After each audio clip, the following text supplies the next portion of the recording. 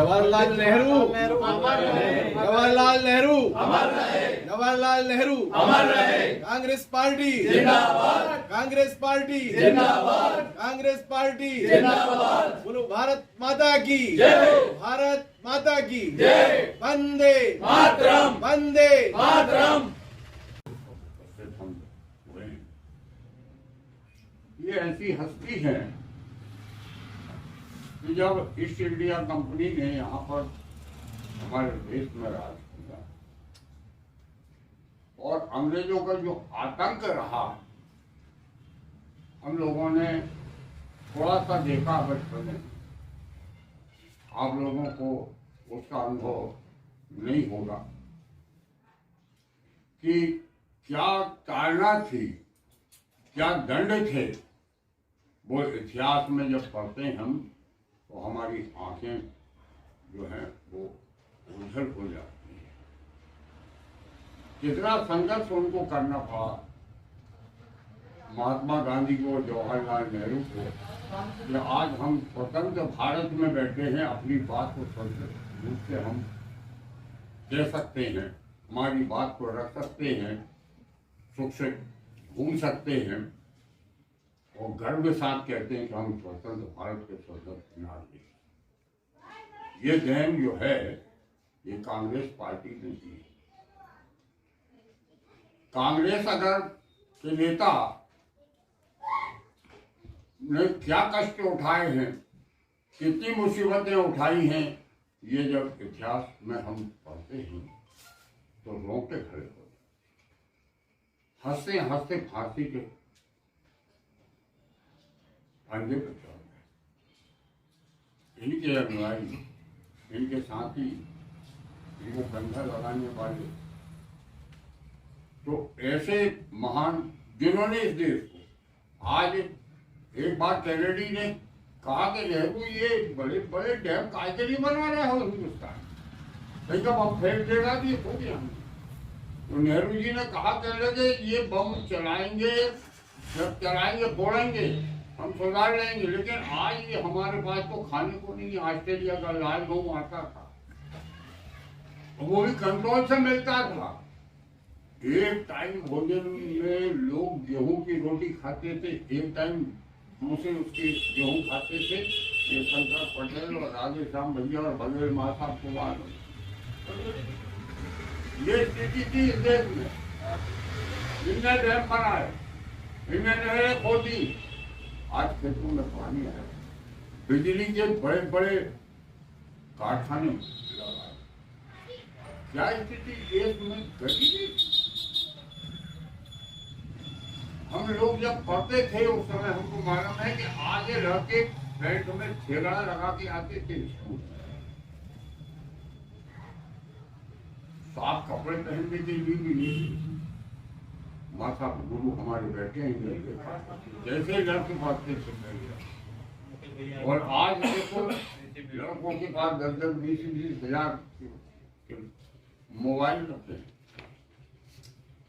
1000-1000, 2000 रुपए के pant shirt पहन रहे हैं। ये कांग्रेस ने दिया, ये देने वाले ये पंडित जवाहरलाल नेहरू, इनकी बेटी इंदिरा गांधी। इस खानदान ने क्या दिया देश को? ये आप लोगों, ये बच्चे लोग जो हैं, इन लोगों को इनका इतिहास के बारे में नहीं मालूम क्या किया। अरे इंदिरा गांधी का तो बहुत शेरनी थी वो। 104 देश के लोगों ने उसको अध्यक्ष बनाया था, 104 राष्ट्र के लोगों ने। आज लोग कहते हैं कि उन्होंने क्या किया, क्या हो रहा है आज। इसलिए आज के दिन हम सब लोग ये करेंगे, इनके मार्गदर्शन, इन्होंने जो हमको बताया है उसके पर हम चलें और इस देश के लिए, इस प्रदेश के लिए, हमारे बस्ती के लिए, हमारे परिवार के लिए, हमारे गांव के लिए जो नीति बनाई है उस हिसाब से इनके माध्यम से हम करते हैं कि आशा को विश्वास है। पंडित जी का स्मरण करते हुए हमें उनकी बहुत सी बातें स्मरण में आती हैं कि उन्होंने पंचवर्षीय योजना के माध्यम से हमें 4 धाम दिए, औद्योगिक धाम दिए, जिनके माध्यम से आज एक तरक्की का रास्ता प्रशस्त हुआ। उस प्रशस्त रास्ते पर हमारे आगे के नेताओं ने कदम रखते हुए कदम से कदम बढ़ाया और आगे उसकी प्रगति को उसको बढ़ाया। इस तरह से देश आगे विकास के रास्ते पर बढ़ता गया और आज हम यहाँ आकर इस मुकाम पर खड़े हुए हैं। बीच में इन 5-7 सालों में जो स्थितियां जहाँ निर्मित हुई और ऐसे लोगों के हाथ में देश की सत्ता हमारे देश के नौजवानों ने, हमारे देश के मतदाताओं ने सौंप दी, जिन्होंने इस देश को विभाजन के कगार पर लाकर खड़ा कर दिया। अब आप रोज रात दिन नए नए ऊटपटांग मानसिक विकृति के विचार आपके सामने आ रहे हैं, आप उनको सुन भी रहे हैं और इन सब बातों को नजरअंदाज करते हुए केवल हमको कांग्रेस के माध्यम से एक ही सूत्र को ध्यान रखना है, विकास देश का और आगे कैसे हो। इन्हीं भावनाओं के साथ मैं आज आप सब पधारे आप सभी महानुभावों का बहुत बहुत अभिनंदन करता हूं, स्वागत करता हूं। जय हिंद, धन्यवाद। आपको ज्ञात है, भारत के प्रथम प्रधानमंत्री पंडित जवाहरलाल नेहरू ने देश की आज़ादी के लिए, देश की एकता और अखंडता के लिए अपना सब कुछ सर्वस्व न्यौछावर कर दिया था। इन्होंने अपने लहू का एक एक कतरा देश के लिए न्यौछावर किया है। मेरे को अच्छी तरह याद है कि इन्होंने अपनी पढ़ाई करने के बाद में ये चाहते तो नेहरू जी विदेश में भी रहकर अपना एक जीवन यापन कर सकते थे।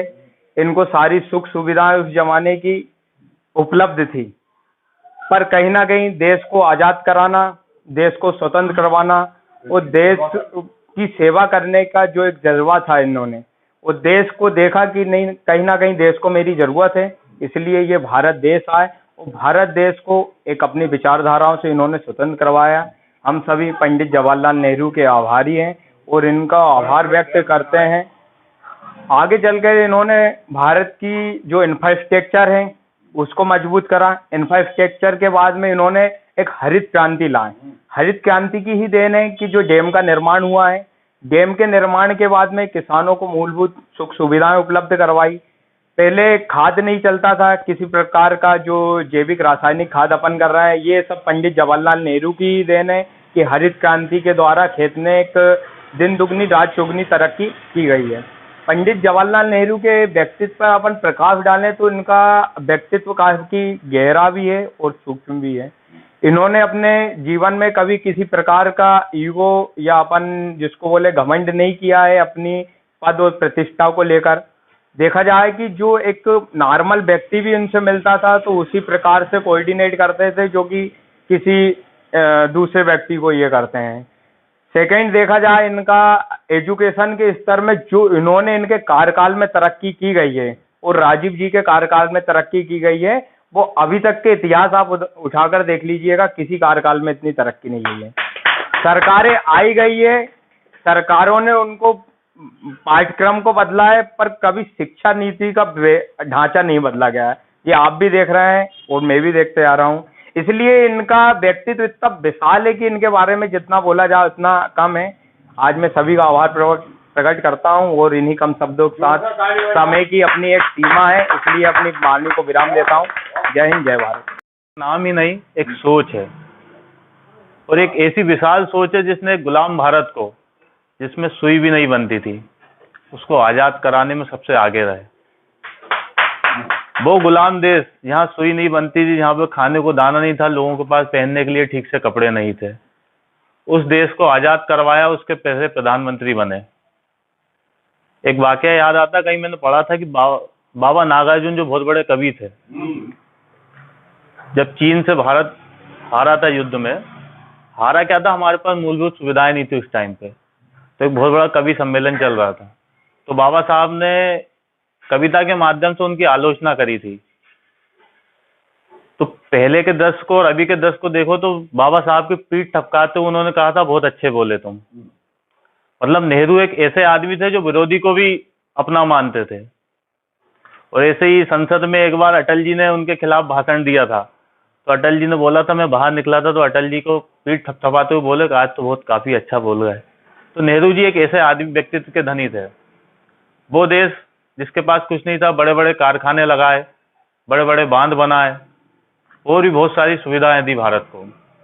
नेहरू जी की एक सोच थी कि भारत एक धर्मनिरपेक्ष देश है जहां पर सभी लोग शांति का टापू बन के रहें, सभी जात के सभी धर्म के लोग एक होकर रहें।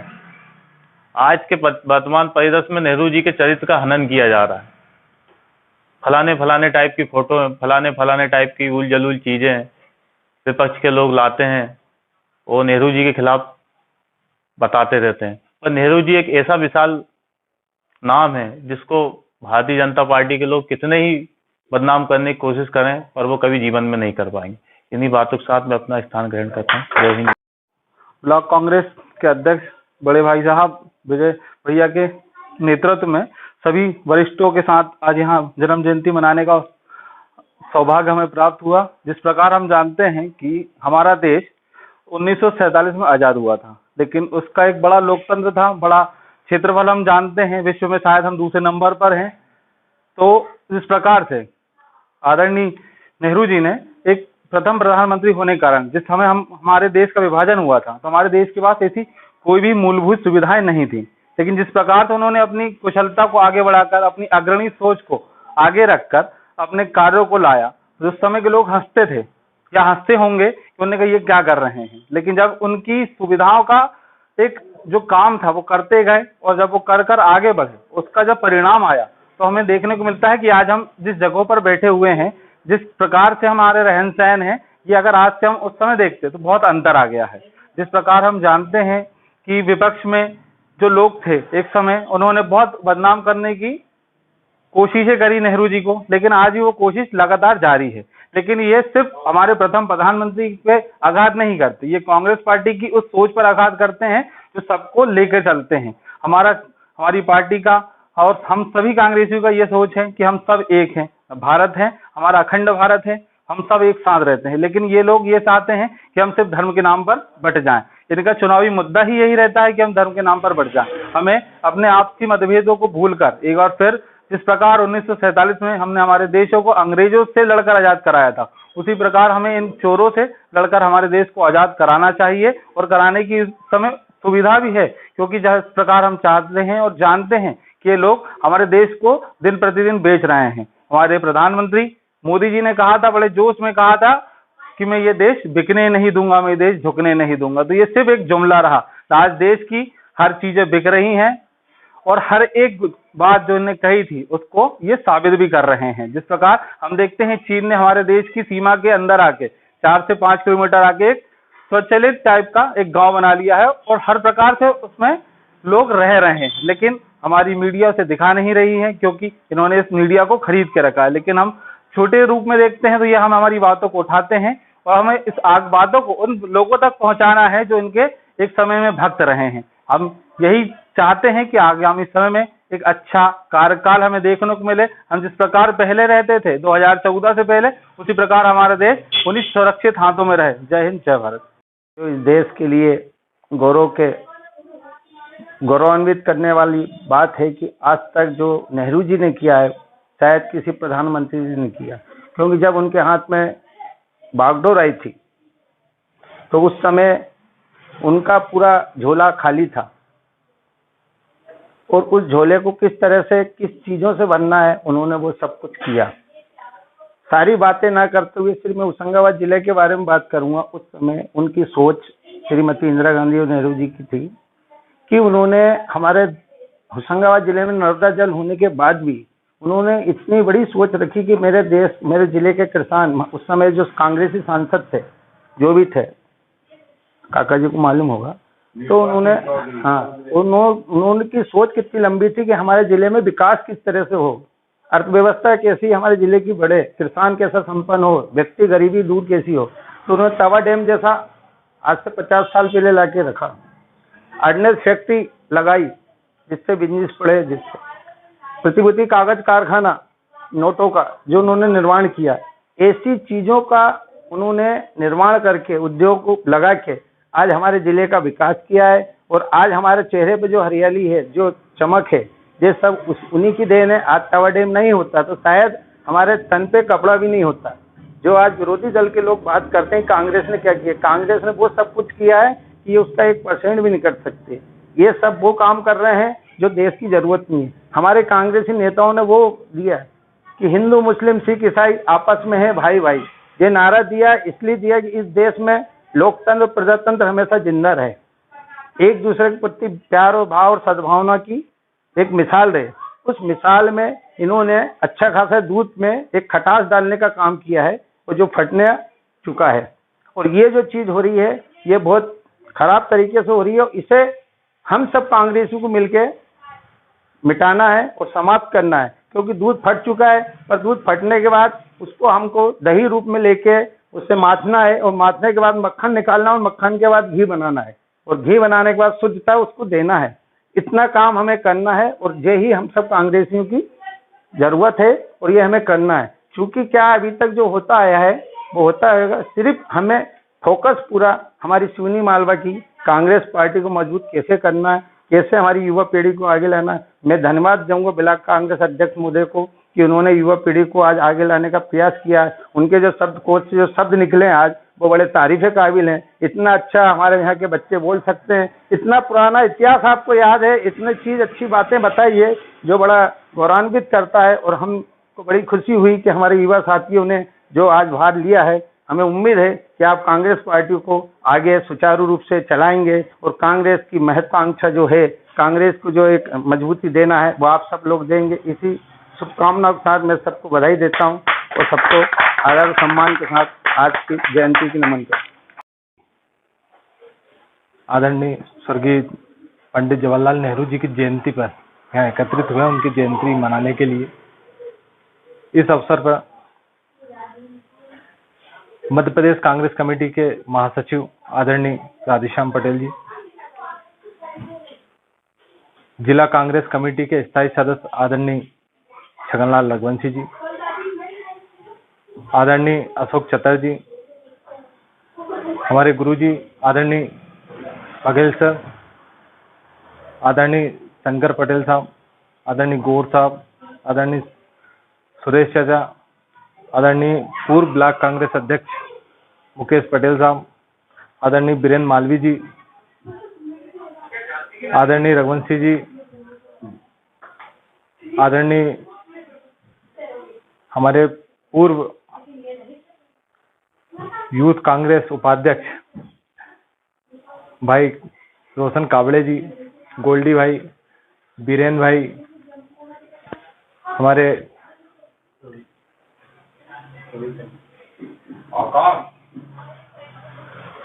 रोहित भाई, आप सभी यहाँ पधारे, इसके लिए आपको बहुत बहुत धन्यवाद। जैसा आप सभी ने बताया है वो सब जानते हैं भारत का इतिहास। नेहरू जी ने देश की स्वतंत्रता में जो योगदान और जो बलिदान दिया है उससे सभी परिचित हैं। और आज़ादी के बाद जब देश इनके हाथों में आया, जब ये प्रथम प्रधानमंत्री बने हमारे देश के, तब हमारे देश का खजाना खाली था और आर्थिक संरचना के नाम पे जीरो थे हम लोग। जिस परिस्थितियों में इनके हाथों में देश आया था और आज जो परिस्थिति 7 साल पहले तक के हम देख रहे हैं या आज भी देख रहे हैं, उसकी नींव आदरणीय जवाहरलाल नेहरू जी ने ही रखी थी, जिसका परिणाम है कि आज हम इतना विकसित विकासशील देश देख रहे हैं। अगर इमारत की नींव मजबूत ना हो तो उस पे मजबूत इमारत कभी नहीं बनती। इसी प्रकार जिस देश की नींव मजबूत ना होती तो आज जो देश हम देख रहे हैं ये कभी ना देखते। आज की युवा पीढ़ी जो शायद अच्छे से इतिहास नहीं पढ़ पाती और जो सोशल मीडिया पे चल रहा है उसी को देखकर सही मान बैठी है। अगर वो इतिहास पढ़े और अपने बुजुर्गों से उनके विचार जाने तो वो जान पाएगी कि देश की नींव कांग्रेस के नेताओं ने रखी, कांग्रेस के नेताओं ने उस नींव को मजबूत किया और जो विकास किया उसी का परिणाम है कि आज हम बड़े बड़े देशों के विकासशील देशों में हम शामिल हो पा रहे हैं।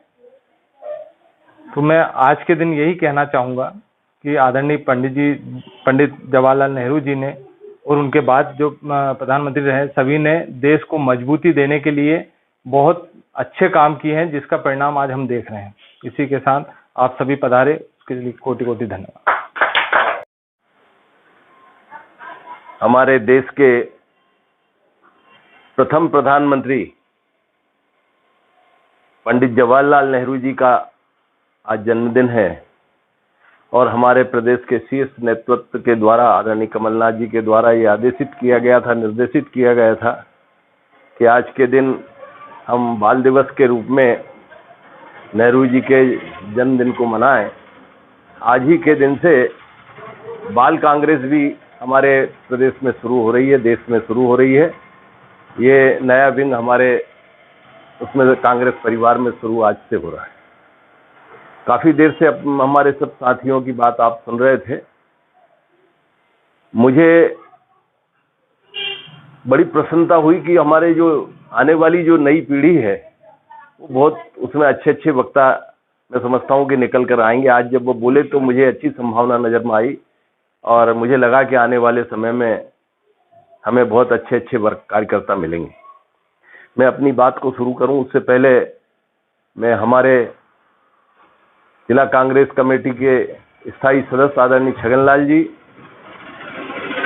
हमारे पूर्व अध्यक्ष भाई मुकेश रघुवंशी जी, भाई अशोक कुमार चतर जी, हमारी ब्लॉक कांग्रेस कमेटी के अध्यक्ष जी, हमारे सतपुड़ा नरेश आदरणीय शंकर पटेल जी, हमारे सम्मानीय और हमारे अभिन्न मित्र आदरणीय बघेल जी, हमारे सम्मानीय आदरणीय हरिशंकर जी गौर साहब, निर्खी से पधारे हमारे कमल भाई, हमारे वीरेंद्र भाई, हमारे सूर्यवंशी जी, रतवाड़ा नरेश, हमारे रोशन कावड़े जी और सभी हमारे कार्यकर्ता बंधु। अब बड़ी देर से हमारे साथियों की बात सुन रहे थे।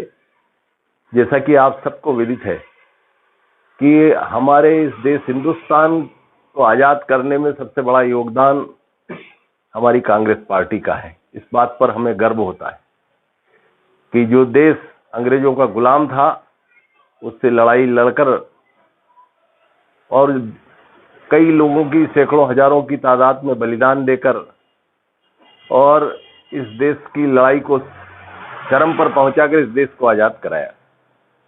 जब देश आज़ाद हुआ तो हमारी स्थिति ये थी कि न केवल खजाना खाली था बल्कि एक सुई भी अगर हमें बुलाना था, जरूरत है उसकी, तो उसको बाहर से बुलाना पड़ता था। लोग आज बड़ी आसानी से आलोचना करते हैं, मगर जिस समय देश की रचना हुई, जिस समय देश की नींव रखा रही थी, जब देश का स्वतंत्रता दिवस पहला मनाया गया, उस समय ये स्थिति थी कि हमको एक सुई भी बाहर से बुलाना पड़ती। हमारे कांग्रेस के नेताओं ने, आदरणीय पंडित जवाहरलाल नेहरू जब प्रथम प्रधानमंत्री बने तो सबसे पहले उन्होंने इस देश की नींव रखना शुरू की। उसके लिए उन्होंने पंचवर्षीय योजनाएं बनाई, उसके लिए उन्होंने बड़े बड़े डैम बनाए, देश में सिंचाई की व्यवस्था की, किसानों के लिए सपोर्ट प्राइस दिया, मंडी बनाई, बड़े बड़े खाद के कल कारखाने लगाए और वो सारी सुविधा जो एक किसानों को होना चाहिए। जो जिस स्मार्ट सिटी की ये बात करते हैं, उस समय चंडीगढ़ में नेहरू जी ने सबसे पहले स्मार्ट सिटी बनाई थी, जो आज भी देखने के लायक है, जो इतने साल बाद भी ये नहीं बना पा रहे। उन्होंने हर चीज को, बैंकें बनाई, उन्होंने इस देश की ऐसी स्कूल बनाई, बड़े बड़े एम्स हॉस्पिटल बनाई और नवरत्न कंपनियां बनाई, जिनसे कि बिजली के कारखाने, स्टील के कारखाने, भिलाई स्टील प्लांट, बड़े बड़े ऐसी हर चीज की उन्होंने इतनी सोचकर नींव रखी कि आज हम बड़े से बड़े जो उन्नतशील देश हैं उनके समकक्ष आज हम खड़े हैं और गर्व से कहते हैं कि हिंदुस्तान भारत में नेतृत्व करने की बात अपन करने लगे आज।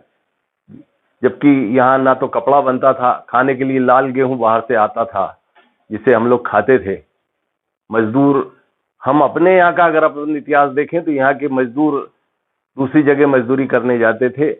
यहाँ की स्थिति भी बड़ी खराब थी। यहाँ जो हमारे यहाँ तवा डैम बना, आज उसी कांग्रेस की सबसे बड़ी देन है कि आज जो हमारा एरिया जो सबसे अच्छा, हम कहीं भी हिंदुस्तान में जब घूम के आते हैं, आप लोग भी सब घूमने होंगे, हमारे ये नेता लोग बैठे हैं ये भी जाते हैं बाहर, सबने देखा घूम फिर के आके हर आदमी एक बात ये कहता है कि हम जिस जगह रह रहे हैं इससे अच्छी जगह कहीं पूरे हिंदुस्तान में नहीं। ये इसलिए कह रहे हैं कि कांग्रेस के नेताओं की ये सोच थी। यहाँ इतना बड़ा डैम बनाया, उससे सिंचाई हुई और सिंचाई से स्थिति ये हो गई कि जहाँ पहले किसान के पास बैलगाड़ी रहती थी, टूटी खाट रहती थी, किसानों के तन पे कपड़े नहीं थे, ना गांव में स्कूल थी, ना सड़कें थी, ऐसी स्थिति थी कि किसानों की दशा बहुत खराब थी। और चूंकि ये हमारा देश जो किसान पे कृषि पे डिपेंड है, 80% लोग खेती से जुड़े हुए हैं, तो यहाँ बहुत गरीबी थी। मगर डैम आने के बाद हम देख रहे हैं कि आज एक मजदूर के पास भी मोटरसाइकिल से चलता है, वो 1 लाख की गाड़ी से, जो हमारे मजदूरी करने आता है। आज एक मजदूरी भी जब मजदूरी करने आता है उसको एडवांस की जरूरत पड़ती। सब खेती से जुड़े हुए लोग हैं, 1 लाख रुपए भी मजदूर को मिल जाता, उसका केवल कोई लिखा पढ़ी करे बिना किसान दे देता उसको। ये स्थिति कैसे बनी? आज आप ये देखिए कि सिवनी मालवा में हम देखते हैं, यहाँ जब बड़े बड़े जैसे आरओबी बने हैं, सड़कें बनी, कहाँ थी सिवनी मालवा में बाजार में एक दुकान थी रतनलाल कुंजीलाल जी की, और उस पर सारे सामान एक ही जगह मिलता था। अभी जैसे स्पेशलिस्ट दुकानें नहीं थी कि ये उसकी है ये उसकी। और मेडिकल के नाम पर झंडू द्राक्षसव की पुड़िया मिलती थी, झंडू द्राक्षसव की शीशी मिलती थी, वैद्यनानिक की पुड़िया मिलती थी। और इलेक्ट्रॉनिक के नाम पर प्रभात लालटेन मिलता था। और ओगले की पाई, जब गांव में कोई पाई लेके जाता था लालटेन की, तो ये बोलते थे कि ये ओगले की पाई है, तो उसको पलट पलट के देखते थे, यार बहुत अच्छी पाई है। ये हमारे यहाँ का स्तर था। रतनलाल कुंजीलाल की दुकान पे अगर अपन दूसरा सामान पे हाथ लगाते थे तो हाथ में मार देते थे, सीधे खड़े रहो, दूर से देखो। ऐसी स्थिति यहाँ थी। 62 में हमारे फादर ने मोटरसाइकिल लाए थे राजदूत, आदरणीय छगनलाल जी को मालूम है क्योंकि हमारे बचपन के साथी हैं। तो उनको मोटरसाइकिल चलाने नहीं आता था, तो जब वो मोटरसाइकिल लेने गए तो यहाँ कोई शोरूम नहीं था। आज तो सिवनी मालवा में क्या, शिवपुर में शोरूम है, करताना में शोरूम है, गाँव हो गए। उस समय ये स्थिति थी कि गाड़ी लेने के लिए इंदौर जाना पड़ा। इंदौर में शोरूम था राजदूत मोटरसाइकिल का। तो इनने जाके अपनी बात रखी कि मेरे को मोटरसाइकिल खरीदना, वो डीलर से बोले। वो डीलर यहीं हरदा से रिलेटेड था, तो वो उनको पहचानता था। तो उनने जब कहा तो उन्होंने कहा भैया आप ले लो, मैं दे दूंगा। तो उन्होंने कहा मुझे चलाने नहीं आता, मैं एक शर्त पे दूंगा कि तुम मुझे चलाना सिखाओ और सिवनी तक मुझे छोड़ने चलो, तो मैं मोटरसाइकिल लूंगा। तो उनने वो सब बात उनकी स्वीकार करी। उन्होंने वो पैसा देकर अपनी मोटरसाइकिल ली। और उस समय मोटरसाइकिल लेने के लिए हमारे 2 वनडे भरे थे, 2 वनडे की पूरी पिसी बिक गई थी वो मोटरसाइकिल लेने में, मुझे अच्छी तरह से याद है। और जब वहां से मोटरसाइकिल लेके वो चले तो उनको सिखाते हुए वो यहाँ सिवनी आए। सिवनी में आपको मालूम था पहले शंकर पान वाले की दुकान थी, बीच में बड़ी दुकान उसी की थी पान वाले की, उसके पान रोके उनने पान खाने के लिए। तो सिवनी मालवा की स्थिति थी, कम से कम 250-300 आदमी वो फटफटी देखने आए थे सिवनी मालवा में। जिस सिवनी मालवा में अगर तुम 1 करोड़ की गाड़ी खड़ी कर दो तो कोई झांकेगा नहीं आपके तरफ। ऐसी इतना मैं इतिहास इसलिए आपको ये बताया कि ऐसी स्थिति थी, उसको आज यहाँ लाके खड़ी कर दी। और आज ये 6-7 साल से जो भारतीय जनता पार्टी सरकार में बैठी हुई है, ये सब लोग कह रहे हैं कि हमने देश को, आज तुमने क्या कर दिया जी। 70 साल में कांग्रेस ने क्या किया? 70 साल में कांग्रेस ने वो किया कि तुम 7 साल से दिन रात बेच रहे हो, मगर तुमसे खुट नहीं रहा है, अभी भी बेच रहे हो आप। तो मेरा मतलब ये कि ये सब बातें मैं इसलिए आपको बता रहा हूँ कि ये जब भी आप भाषण दें तो इस चीजों को अपने को पब्लिक के बीच में रखना पड़ेगा। जो वो दुष्प्रचार करते हैं उसका उत्तर देना पड़ेगा। तो मैं तो जितने ये हमारे नए लड़के जो बैठे हैं, मैं इनसे कह रहा हूँ बिल्कुल आप बेझिझक बोला करो। यहाँ अपनी जब कार्यालय में छोटी छोटी सभाएं होती है, इसमें बेधड़क होकर बोला करो, सीखा करो। और इसके बाद में हम तुमको आने वाली बड़ी सभाओं में मंच पे जब उतारे तो हमें लगना चाहिए कि हाँ हमारा सिपाही अब बराबर काम कर रहा है और लोगों को ठीक से समझा रहा है। एक बात और मैं आपसे कहना चाहता हूँ कि 24 तारीख को हम पद यात्रा यहाँ रखने वाले हैं, जैसा कि ऊपर से आदेश है उस हिसाब से। तो 24 तारीख को हम आपको समय निश्चित करके बताएंगे। उसमें अपने को अधिक से अधिक भीड़ लगाकर ज़्यादा से ज़्यादा लोगों को, अपन चाहेंगे कि ओवरब्रिज से लेकर पद यात्रा शुरू हो और कॉलोनी पर जाकर अपन उसको ख़त्म करेंगे और उसमें अधिक भीड़ रहेगी। और उसमें जन जागरण का कांग्रेस का ये कार्यक्रम रहेगा, वो आने वाला अपने ये समय में है। मैंने आज इसलिए बताया कि आप भी अपने लोगों से गांव में चर्चा करें, जो मैं समझता हूं कि जब तक शायद बोनी भी काफी लोगों की हो जाएगी और उसमें सहयोग मिल जाएगा। बस मैं अब ज्यादा लंबी चौड़ी बात नहीं करता हूँ, काफी देर से आप हम सब लोगों को झेल रहे हैं। मैं आपसे पुनः अनुरोध करता हूँ कि आप सब ने यहाँ आकर कांग्रेस परिवार में यहाँ कार्यक्रम में पधार कर आपने बहुत बड़ा जो सहयोग किया है उसके लिए हम सब आभारी हैं, आपका स्वागत करते हैं। जय भारत, जय। तो देश के प्रथम प्रधानमंत्री थे, इन्होंने हमारे देश के बच्चों के लिए, बच्चों के नाम से, बच्चों के नाम को कोई किया और उनको अपने नाम की जगह बाल दिवस के नाम पे इसको सिद्ध कर दिया। तो हमारे सब जो बच्चे हैं तो इस बाल दिवस के दिन पे अपने आप में गर्व महसूस करते हैं। तो ये एक छोटी सी बात है कि नेहरू जी ने जो शिक्षा प्राप्त करी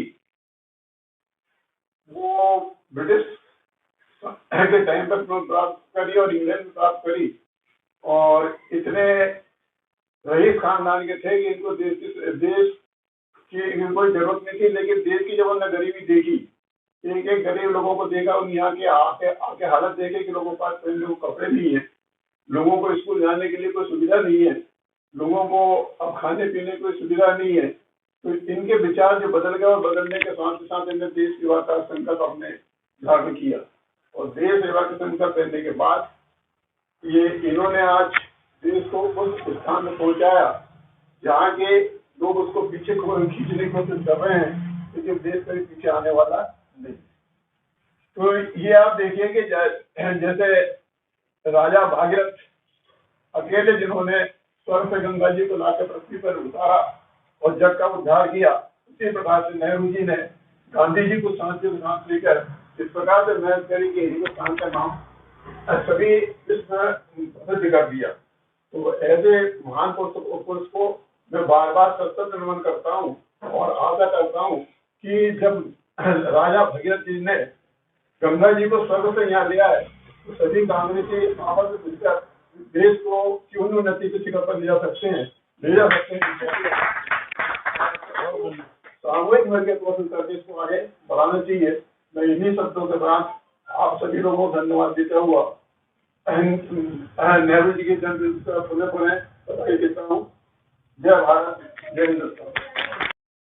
अवसर पर पंडित जवाहरलाल नेहरू के जन्म दिवस पर सभी कांग्रेस परिवार के साथी, वरिष्ठ नेतागण, हमारे प्रदेश कांग्रेस कमेटी के महामंत्री, हमारे ब्लॉक अध्यक्ष बीरेन्द्र भाई, स्थायी सदस्य हमारे छगनलाल रघुवंशी जी, चतुर्जी, शंकर सिंह जी पटेल साहब, गौर साहब, हमारे शिक्षक बघेल साहब, सुरेश भैया, वीरेंद्र राजपूत जी, आकाश दार जी, रोहित अंजने जी, रोशन कावड़े जी और हमारे प्रेस के सभी साथीगण।